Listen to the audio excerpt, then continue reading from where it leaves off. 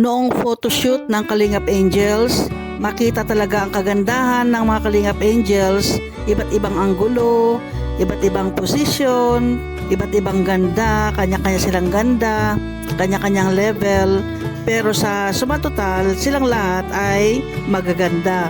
Ito si Reyna ay sofistikada ang kanyang ganda. Siya ang original na Kalingap Angel. Talaga nga naman, napakaganda niya. Kahit walang makeup yan, kitang-kita mo ang beauty ni Reyna.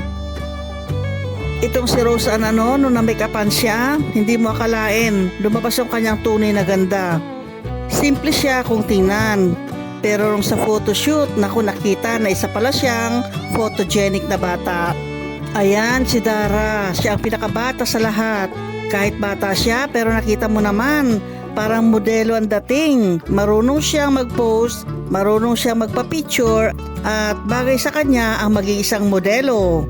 Ito naman si Carla.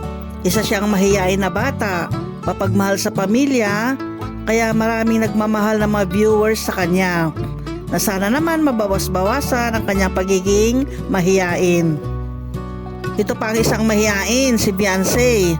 Napakaganda niya at batang-bata si Beyonce. Pinayuhan siya ng mga Kalingap boys na sana bawas-bawasan niya ang kanyang pagiging mahiyain at magbilib din siya sana sa kanyang sarili na siya ay isang magandang bata. Ito naman si Milka, isang simpleng-simpleng bata.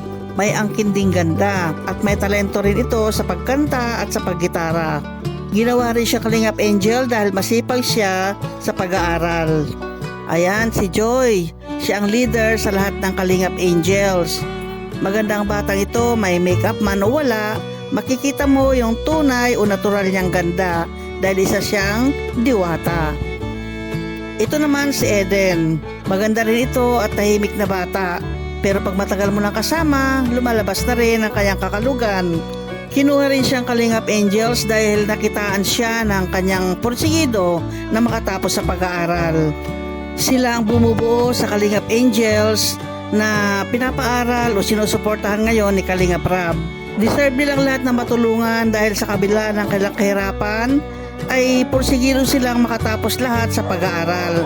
Kaya yan ang goal ni Kalingap Rab. Basta may puso ka o may goal ka na makapagtapos sa pag-aaral, tutulungan ka niya. Kaya mabuhay ang Kalingap Angels! Good luck sa inyo!